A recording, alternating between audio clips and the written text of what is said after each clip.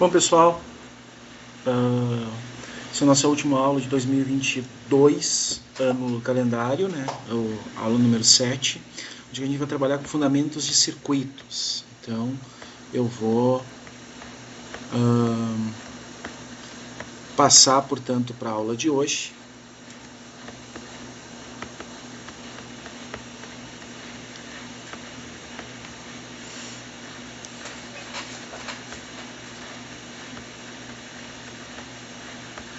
Feito. Então, nossa aula de hoje ela vai tratar de fundamentos de circuitos. A gente já falou sobre corrente elétrica na aula do capítulo número 6, né, na aula 6. Então, a gente vai trabalhar agora com fundamentos de circuitos, que é a ideia de como é que a gente vai fazer essa eletricidade que a gente está estudando ser trabalhada ao nosso favor. Então, a gente vai entender basicamente como é que se comportam os materiais condutores isolantes nos circuitos e pensar, a gente falou sobre capacitores já e associações agora para resistores em série paralelo, bem como entender como é que esses circuitos eles transformam essa energia elétrica ou transformam essa energia elétrica em outras formas de energia a partir da ideia da potência dissipada. Lembrando lá da física 1, potência basicamente a taxa com que a energia é perdida ou é transformada ao longo do tempo, né? Não se perde energia, a gente simplesmente transforma. E é claro, já pensando sobre os circuitos que envolvem resistores e capacitores. Resistores que a gente aprendeu na aula 6 e capacitores que a gente aprendeu na aula 5. Então, a gente tem alguns elementos básicos para ser trabalhados e normalmente quando a gente vai fazer um esquema a gente cria um diagrama de circuito, onde tem algumas representações, né? A representação de bateria, onde que tu tem ali os polos positivos e negativos, do fio, do resistor, da lâmpada, que é um tipo de resistor para dissipação de energia em forma de energia luminosa, o nó, onde que a corrente se divide, segundo a gente viu na aula 5, o capacitor e o interruptor, que faz com que o circuito funcione de forma não permanente. Então, um circuito básico que a gente pode ter, tá ali, ó. Tem opa, deixa eu ver, não. Tem uma fonte, uma bateria, representada pela letra Epsilon, um resistor e um capacitor. Tá? Os dois estão em paralelo, temos nós, temos fios, e a gente vai estudar um pouquinho sobre ele. Tá? Ó, esse desenho que eu tenho aqui, ele é o correspondente dessa ligação que eu tenho número 1 aqui com resistor, capacitor e bateria, todos eles ligados. Ok? Então a gente vai pensar sobre o circuito básico e existem leis para estudar estes circuitos básicos. Tá? Quando a gente usa essas leis, a gente faz uma análise de circuito, pensando basicamente em duas questões. A diferença de potencial entre os extremos de cada componente do circuito e a corrente que percorre cada um desses componentes. Então, a gente pode usar isso com as leis de Kirchhoff, tá? Que a gente falou já brevemente anteriormente, né? Lembrando que carga elétrica e corrente elétrica são grandezas conservadas. Na verdade, tudo decorre da conservação da carga elétrica, né? Uma vez que corrente é a taxa com que a carga atravessa uma determinada área. A gente lembra, por exemplo, que quando a gente tem um nó, tá? As correntes elas não se perdem, portanto, o somatório das correntes de entrada e o somatório das correntes de saída deve ser igual, e esse é o chamado enunciado da lei dos nós para as leis de Kirchhoff.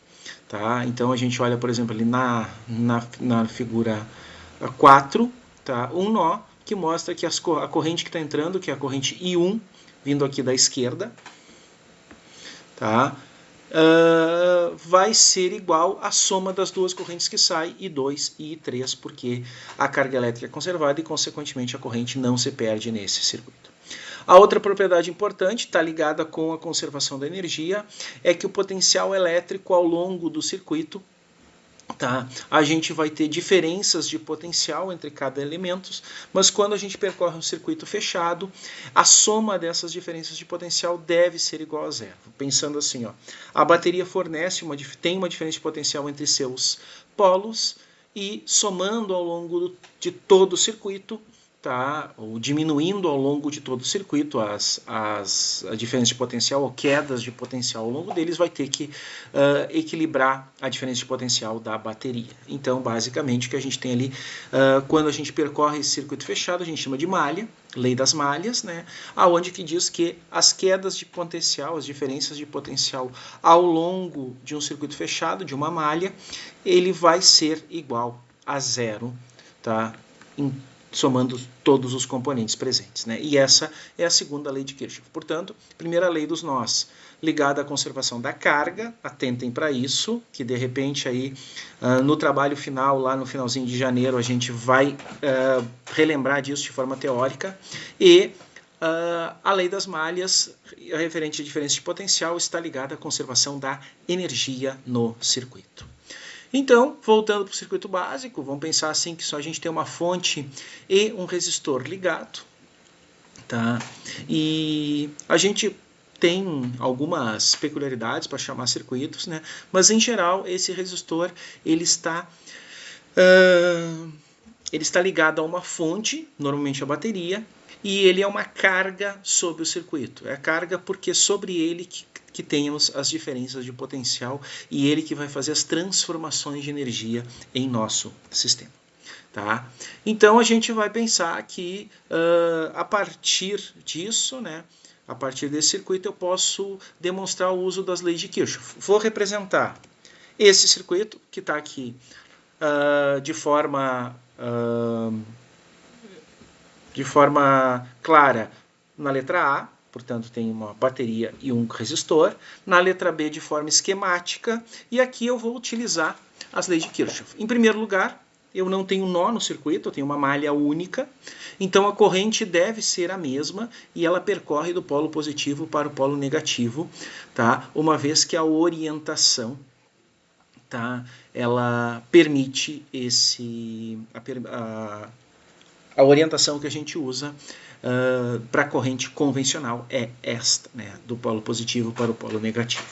Então a gente desenha a corrente elétrica neste sentido, que vai ser o sentido horário, e aí eu vejo que eu tenho uma diferença de potencial sobre a bateria, que é positiva, né, já que é percorrida do negativo para o positivo, a corrente tem, por dentro dela faz esse caminho, então é positivo, e o resistor, que quando eu uso as polaridades aqui, né, ele é percorrido por dentro do positivo para o negativo, aparece o resultado o menos. Então eu tenho duas diferenças de potencial, uma sobre a bateria, que é o mais o epsilon da bateria, a diferença de potencial sobre ela, e sobre o resistor, a diferença de potencial, usando a lei de Ohm, que a gente aprendeu no final da aula 6, vai ser menos, justamente porque a corrente está atravessando por dentro do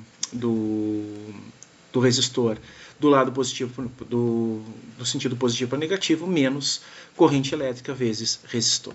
A gente está desconsiderando, no caso aqui, perdas pelo fio, então eu estou usando um modelo de fio ideal e, portanto, eu posso usar esses dois.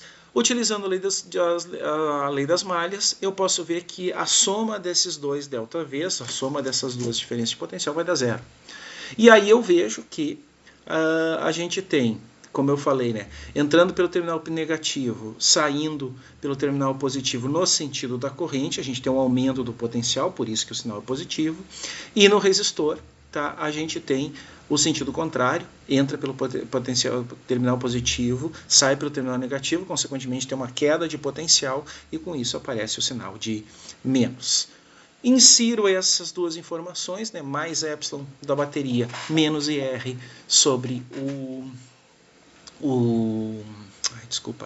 sobre o resistor, tá? E eu consigo determinar, portanto, como é a corrente do circuito a partir de dois elementos que eu já tenho presentes, que é a diferença de potencial da bateria, também chamada de força eletromotriz, e a resistência do meu resistor. A partir disso, portanto, eu posso determinar sem nenhum problema a corrente com qual o circuito vai passar a partir do desenho que eu tenho para esse circuito. Aqui um exemplo, tá? Utilizando essa mesma situação, onde que a bateria tem uma força eletromotriz, uma diferença de potencial de 1,5 volts em seus extremos, aplicada sobre um resistor de 15 ohms, utilizando o que nós acabamos de mostrar. A corrente nesse circuito é de 0,10 amperes, 100 miliamperes, né? E a diferença de potencial sobre o resistor, portanto, também vai ser 1,5 volts, só que no sentido negativo. Eu posso pegar aqui um gráfico mostrando como é que é a partir da saída da bateria, a partir de um dos polos da bateria, como é que é o ganho de potencial. Ele aumenta do polo negativo para o polo positivo, por dentro da bateria. Não tem perda de potencial ao longo de todo o fio, até chegar no resistor, e o resistor faz com que esse potencial caia a zero, de forma a não existir diferença de potencial resultante ou residual sobre a bateria. Então a gente tem exatamente esta ideia. Tá? Como eu falei para vocês, o resistor ele surge como uma forma de transferir ou de modificar, de fazer as transformações de energia. E é claro assim que essa forma ou essa taxa com que a bateria é transferida, né? Com que a energia é transformada, ela depende da bateria. E a bateria, portanto, ela tem uma potência que basicamente, lembrem lá da física 1, é a taxa com que a energia é dissipada ou transformada ao longo do tempo. No caso aqui, tem uma bateria que está fornecendo energia para as cargas numa taxa determinada pela sua potência. E a potência basicamente é o produto entre a força eletromotriz, a diferença de potencial sobre os extremos da bateria, e a corrente elétrica. Pensando assim, se eu tenho um resistor de 90 ohms conectado numa bateria de 120 volts, tá? Circuito que a gente estava trabalhando até agora, eu tenho, portanto, uma corrente dividindo 120 por 90 de 1,33 amperes, e a potência fornecida pela bateria, portanto, multiplica essa corrente pela diferença de potencial, e eu tenho 160 watts, que é a unidade de potência no sistema internacional. Tá? Se eu trocar, por exemplo, lembrando lá no nosso circuito, que a diferença de potencial sobre a bateria nesse circuito simples é a mesma que sobre o resistor, eu substituo, portanto, a força eletromotriz pela diferença de potencial sobre o resistor, que, como a gente viu anteriormente, é o produto do valor da resistência pela corrente. E aí eu posso determinar que a potência dissipada por um resistor vai ser o produto entre resistência e corrente ao quadrado, ou, fazendo as substituições lá da lei de Ohm, a diferença de potencial sobre o resistor ao quadrado dividido por R. Olhando para isso aqui, portanto, eu posso determinar, que tem um exemplo de potência para alto-falante, né? O alto-falante ele foi projetado por uma resistência interna de 8 ohms, e ele está sendo, digamos, ele vai ser ligado num amplificador que tem potência de 100 watts. Posso usar essa fórmula, portanto, lembrando que é uma resistência, portanto, vai ser dissipado, vai ser transformada essa energia elétrica em energia sonora, e a corrente que passa por aí, portanto, transformando a fórmula ali, eu tenho que I ao quadrado é potência dividido por resistor, pela resistência. Tirando a raiz, eu vejo que a corrente máxima que vai percorrer esse circuito chegando ao alto-falante é 3,5 amperes, e eu posso dimensionar desta forma.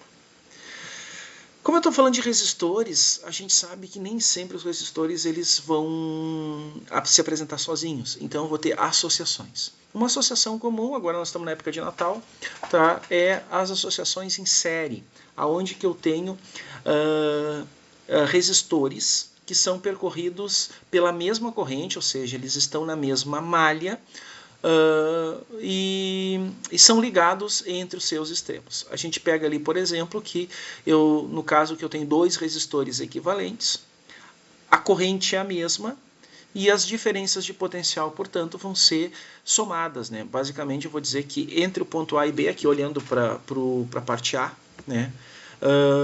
Entre o ponto A e B, eu tenho uma diferença de potencial sobre o resistor 1 e uma diferença de potencial sobre o resistor 2, e de acordo com a lei das malhas, ela tem que ser igual à diferença de potencial total entre A e B, e eu vejo que a diferença de potencial entre esses dois extremos vai ser dada dessa forma.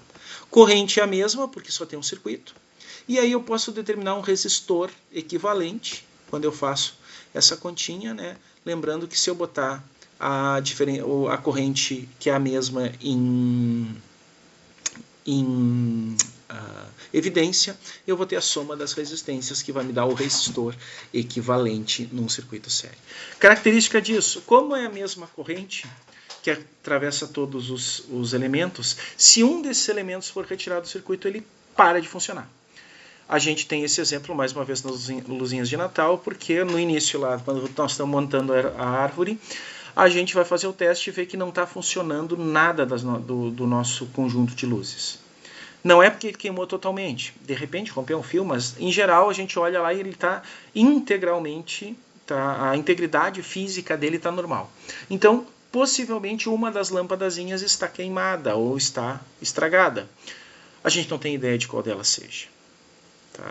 E aí a gente vai substituindo uma de cada vez para verificar qual delas está queimada e aí volta a funcionar. Essa é uma das características da associação em série, o fato de que é necessário eu ter todos os elementos funcionando para que o sistema siga funcionando. Como eu tinha dito lá, eu coloco corrente, já que a corrente é constante, em evidência, e aí eu tenho a resistência equivalente como a soma de todas as resistências presentes, duas ou mais, como é o caso lá da árvorezinha de Natal. Aqui fica como exemplo para vocês, mostrando exatamente isso, né? Esse cálculo da resistência equivalente num circuito de resistores em série para calcular a corrente, porque a corrente vai ser a mesma em todos eles. Então, calculo a resistência equivalente e, a partir disso, eu determino a corrente. A partir disso, eu vejo qual vai ser a queda de potencial, a diferença de potencial sobre cada um dos resistores. Lembrando que isso é proporcional à resistência. No caso aqui, somando as três resistências, eu tenho uma resistência equivalente a 27 ohms. Fazendo o cálculo, a corrente que passa pelo circuito é 0,333 amperes. E a partir disso eu vejo que sobre o resistor 1, a queda de tensão, a queda de potencial, a diferença de potencial é 5 volts. Sobre o resistor 2 de 4 ohms é 1,3 volts e aqui 2,7 volts, que vai, somando eles, né, 5 mais 1,3 mais 2,7, vai dar os 9 garantido pela lei das malhas de Kirchhoff. Tá? Quando eu fiz isso aí, quando eu coloco no circuito, vocês lembram que eu desconsiderei as questões básicas a respeito do fio, que ele não vai ter perda nenhuma, que a bateria ela simplesmente só fornece energia, mas a verdade é que a bateria ela tem uma perda, tá? Uma resistência interna, uma vez que ela não é perfeita. E aí eu posso dizer que a diferença de uma bateria ideal, que a gente estava trabalhando até agora, e uma bateria real é que ela vai ter uma resistência interna, e aí o meu ΔV não vai ser totalmente a força eletromotriz, vai ter uma perda relacionada com a corrente. Tá? Então, eu vou ver que, obviamente, se tem essa perda, vai ser menor do que a força eletromotriz da bateria original. Então, vai afetar esses valores. E aí, para eu poder calcular, eu verifico que essa resistência interna está em série com o resistor que eu estou usando como carga. Né? Então eu posso simplificar considerando a minha bateria como ideal, mas aumentando essa resistência interna na carga do meu circuito. Opa! Tá? Como está aqui na figura 22. Então, faço a mesma coisa, são sistemas em série, simplesmente eu tenho agora, apesar de aparecer só uma resistência no sistema, eu tenho que levar em conta a resistência da bateria, e aí eu posso calcular isso sem nenhum problema. Aí tem aqui algumas negociações, vamos dizer assim, né, porque a corrente está dada dessa forma, e aí eu posso determinar como é que vai ser o cálculo da diferença de potencial usando a lei de Ohm, substituindo, portanto, essa corrente aqui no meu ΔV. O ΔV da bateria, portanto, aquela perda ali, que é uma razão entre resistências, né? A resistência do circuito sobre a resistência total, resistência da carga mais a resistência interna. Faço esse cálculo e vejo que eu tenho uma expressão para o ΔV da bateria, que tem que ser igual ao ΔV da carga resistora, como eu tinha ali, uma vez que eu estou trabalhando mais uma vez com um circuito de uma malha, e esse circuito de uma malha, as diferenças de potencial vão ter que ser necessariamente iguais, gerada pela bateria, ou a que é dissipada pela minha carga resistiva, ok? Aqui tem algum exemplo, né? Basicamente, eu tenho uma lâmpada de lanterna, 6 ohms, e a pilha que alimenta ela é de 3 volts, mas tem resistência interna de 1. Tá? Fazendo o cálculo, eu vejo que a resistência vai ser aumentada, a resistência do circuito total de 6 para 7. Então, ao invés da expectativa de ter meio ampere, 0,5 amperes de corrente, vai ter 0,43. E a partir disso, né, por conta de uma diferença aí de 1/6 menor do que a pilha ideal, eu vou ter uma pequena potência perdida nesse sistema. Tá? Dá para ver ali que a diferença, a voltagem nos termos da bateria, nos terminais da bateria real cai de 3 volts para 2,6 por conta disso. Tá? O que acontece, porém, tá? Se eu substituir o meu resistor do circuito por um fio ideal, por aquele fio que não tem resistência, ou seja, com R igual a 0. Esse é o exemplo do chamado curto-circuito. O que acontece no curto-circuito? Eu não tenho resistência. Tá? E aí, basicamente, eu vou ter uma corrente de curto-circuito que só tem a ver com a bateria, ou seja, sua força eletromotriz dividido pela sua resistência interna. Tá? Que basicamente é a corrente máxima que um circuito que uma bateria vai poder produzir no caso. Bateria em curto-circuito do carro, 12 volts, uma resistência muito pequena, de 20 miliohms. Tá? A corrente curto-circuito nesse caso vai ser 600 amperes. Tá? E o que vai acontecer, portanto, com a potência suprida pela bateria? Mas então ela não está fornecendo para nenhuma carga resistiva. Beleza, o que vai acontecer com isso? A gente sabe, por exemplo, por ver curto-circuitos. Curto-circuitos vai ter a transformação dessa energia, essa energia, portanto, a potência, é a taxa com que essa energia é transformada em calor. E aí tu vai ter o aquecimento e até a possibilidade de incêndio justamente por conta disso. O curto-circuito, então, é caracterizado por isso. A corrente de curto-circuito é a corrente máxima que a bateria real pode proporcionar, uma bateria sem resistência. Vamos pensar assim, se eu tivesse uma bateria ideal, a corrente de curto-circuito tende a infinito, porque ela não tem resistência interna.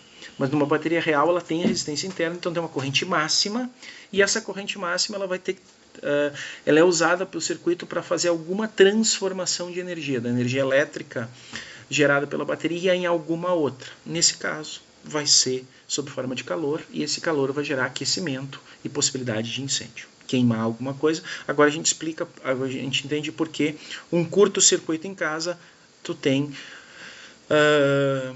um aquecimento, e é para isso que vai funcionar aquele disjuntor lá do quadro de disjuntores da casa, que quando tem o curto-circuito, ele está dimensionado para que quando a corrente chegue num determinado valor, ele interrompa o circuito para evitar de ter justamente esse aquecimento.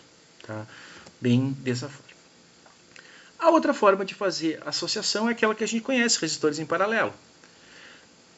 Qual é a característica dos resistores em paralelo? Eu vou olhar aqui para a letra A. Tá? Eu tenho entre os pontos C e D a mesma diferença de potencial. Tá? Tanto sobre o resistor 1 quanto sobre o resistor 2. Então ela é sempre a mesma. Porém, as correntes vão se dividir. Por quê? Porque a gente tem a lei dos nós. Agora a gente tem nós aqui. Quando eu saio do C, digamos que eu tenho corrente, ele vai se dividir em dois ramos, I1 e I2, e pela lei de nós é dada dessa forma. Se eu colocar a lei de Ohm dizendo que as diferenças de potencial são iguais, lembrando que corrente é a diferença de potencial sobre resistência, eu coloco a diferença de potencial em evidência e vejo que a resistência equivalente vai ser, o inverso da resistência equivalente vai ser a soma dos inversos das resistências. O que vai acontecer então? No outro circuito, no série, quanto mais resistores eu colocava, maior era a resistência equivalente e, consequentemente, menor a corrente que percorreria o circuito, correto? Agora, eu tenho uma situação que, como eu estou trabalhando com o inverso da resistência, quanto maior for o número no denominador, menor vai ser o resultado final. Consequentemente, quanto mais resistores eu colocar em paralelo, menor vai ser a resistência equivalente, consequentemente eu vou poder ter uma corrente mais próxima da ideal no circuito. Então, está aqui o que eu falei, basicamente, né? Eu coloco o ΔV em evidência e vejo que a minha resistência equivalente, o inverso da resistência equivalente vai ser a soma dos inversos de todas as resistências. Detalhe agora, olhando para a letra A aqui. Se o meu resistor 1 ou o meu resistor 2 queimarem, eu não tenho problema, estragarem, entrar no curto-circuito, eu não tenho problema, porque afinal de contas, entrar em curto-circuito não, desculpem, ele interromper, ou seja, não ter circuito ali, ele não afeta o funcionamento do circuito. Vai aumentar a corrente, com certeza, que passa sobre um dos resistores, mas isso me permite trabalhar de forma como eu tenho mesmo ΔV, fazendo com que essa corrente seja suportável. Beleza?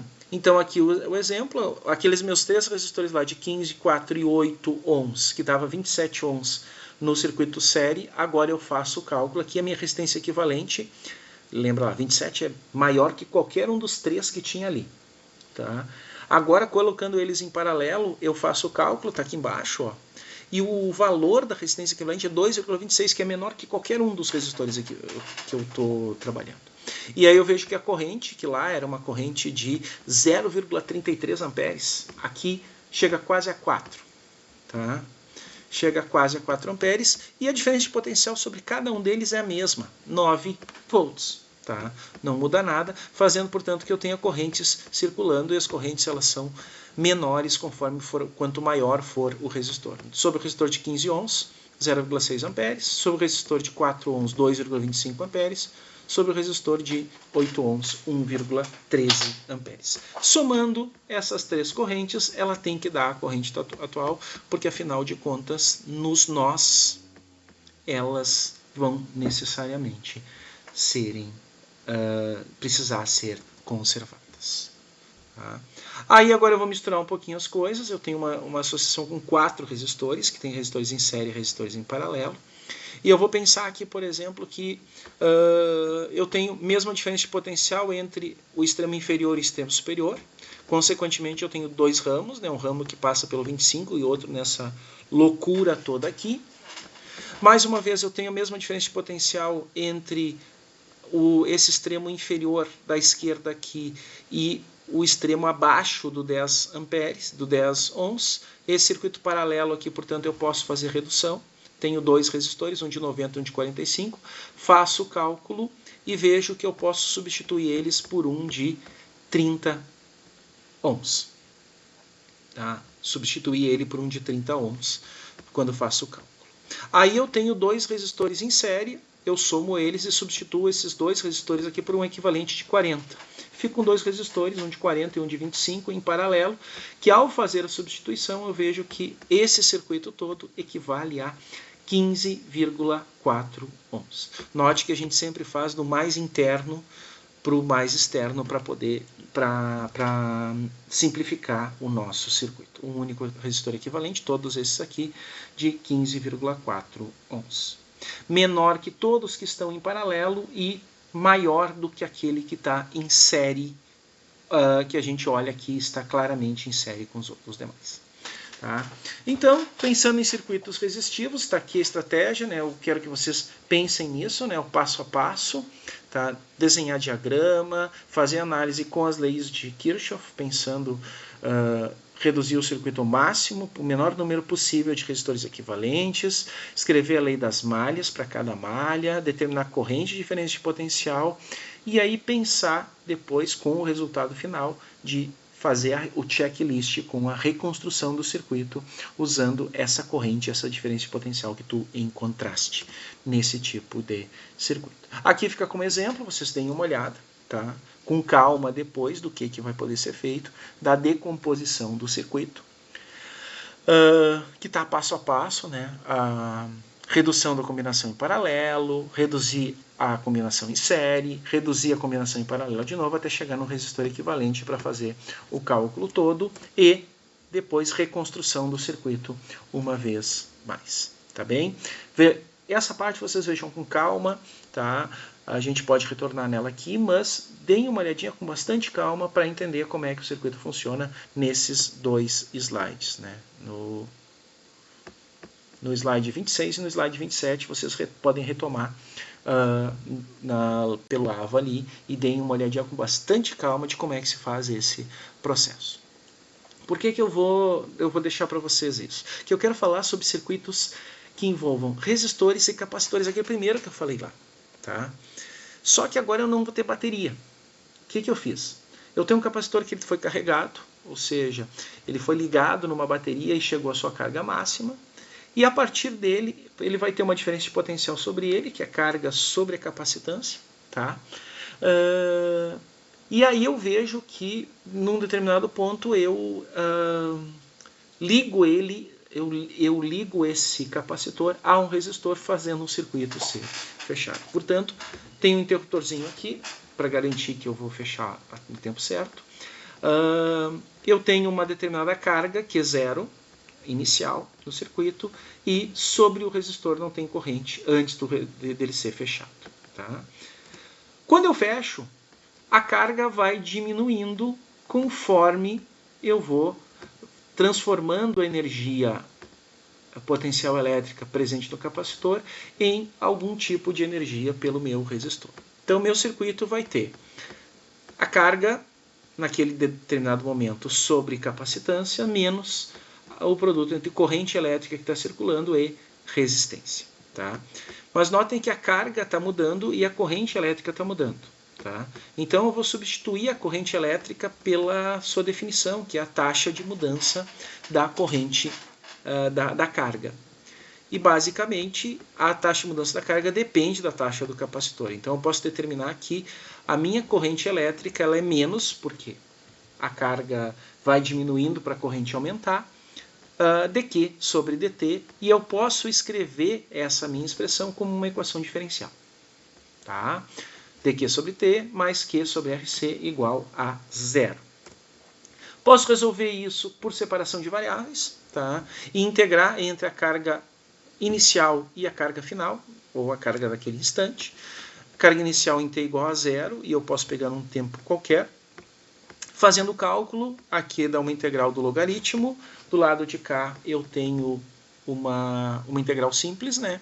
E aí eu vejo que eu, isolando essa situação, diferença de logaritmos é o logaritmo da razão, e a função inversa do logaritmo é a função exponencial. Eu posso determinar que a carga, num instante Q qualquer do capacitor, está relacionada com a sua carga inicial, mas ela vai diminuindo de forma exponencial com o tempo, e um fator de tempo que é o produto de resistência por capacitância. Esse fator de tempo, chamado de constante de tempo, tá? Ele vai ser simplificado, R vezes C, e eu tenho uma amortização na carga que é exponencial no tempo. Tá bem? Aqui um exemplo, eu tenho o circuito claro, né? Inicialmente, a chave é uma chave que eu posso trocar de A para B, um interruptor duplo, né? No primeiro momento, eu ligo um capacitor de 1 microfarad numa bateria de 9 volts até ela carregar. Tá? E aí, a partir disso, eu vou, depois, quando passar a chave para a posição B, em T igual a 0, tá? Eu quero saber qual vai ser a carga do capacitor e a corrente através do resistor em T igual a 5 milissegundos. Tá? Então, eu vejo, por exemplo, que a carga eu posso calcular, tá? A carga é a razão entre é o produto entre a capacitância e a diferença de potencial, consequentemente 1 micro vezes 9 dá 9 microcoulomb, e aí a minha constante de tempo é o produto entre os 10 ohms e 1 microfarad, que vai me dar 10 vezes 10 na menos 6, 10 microsegundos. Faço o cálculo, portanto, a minha carga no instante 5 segundos, que eu vou substituir, lembra lá que carga é carga inicial, 9 microcoulombs, vezes a exponencial de menos o tempo que eu quero, que é 5 microcoulombs, dividido pela constante de tempo, que é 10 microcoulombs. 5 dividido por 10 microsegundos, desculpa. Os micros eu não preciso transformar, porque eu preciso poder cortar, né? 5 por 10 dá 0,5. 9 vezes a exponencial de menos 0,5 vai dar 5,5 microcoulomb. Esta é a diferença de potência, a carga após 5 microsegundos de funcionamento do circuito. Tá? A corrente inicial, quando começa, que aqui é 0 sobre tal, tá? 0,90. Como é que eu calculo a corrente? Se eu derivar dq dt, né, eu tenho uma expressão, e aí eu vejo que meu I é I0 vezes E na menos t, R vezes C. Meu T, portanto, é 0,90, porque isso, né, porque é Q0 dividido por tal. Como é que eu chego nessa conclusão? Se eu derivar isso aqui, ó, dq dt daí, Q0 é constante. Se eu derivo isto aqui, tá, eu vou ter o fator 1 sobre RC, tá? Que vai aparecer no meu cálculo. E a exponencial segue a mesma. 1 sobre RC tal. Então, o meu I0 é Q0 sobre tal, 0,90. E eu faço o mesmo cálculo, vejo que a corrente em 5 segundos é 0,55 amperes. Para verificar qual vai ser, quanto tempo demora para ele descarregar totalmente, eu vejo qual o valor que vai ser para corrente chegar a zero ou para que a carga chegue a zero. Ok? Tá? Resumindo, então, nessa aula a gente apresentou as leis de Kirchhoff. Inicialmente, as leis de Kirchhoff a gente juntou com a lei de Ohm para trabalhar, tá, as aplicações dos resistores, tanto em série como paralelo, e aí viu um circuito específico, que é um circuito de descarga de capacitor, que é o circuito RC. Tá? Na nossa próxima aula, a gente vai seguir falando de fundamentos de circuito, mas usando para aplicação. Gente, essa aula fecha o ano de 2022, calendário.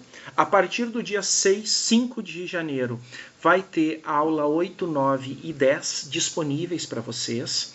Tá? E a partir do dia 5 somente que eu vou colocar no sistema algumas das as próximas listas IPC. Tá? Até o dia 16 eu estou de férias. Tá? No dia 19 a gente retoma com aulas IPC de novo. Tá? Nos dias 19, 23, 26 e 30 de janeiro. Dia 30 de janeiro eu vou passar uma tarefa que é teórica para vocês. Não vai ser uma atividade de exercícios, né? Vai ser uma atividade teórica, e essa atividade teórica complementa a nota do segundo semestre. Dei uma olhadinha no AVA, eu já abri espaço lá para todo mundo que não entregou as atividades nas aulas por falta, por algum motivo. Essas atividades elas podem ser colocadas no AVA para a gente poder analisar, tá certo? Grande abraço, gente, tá? Bom ano novo para vocês e até ano que vem.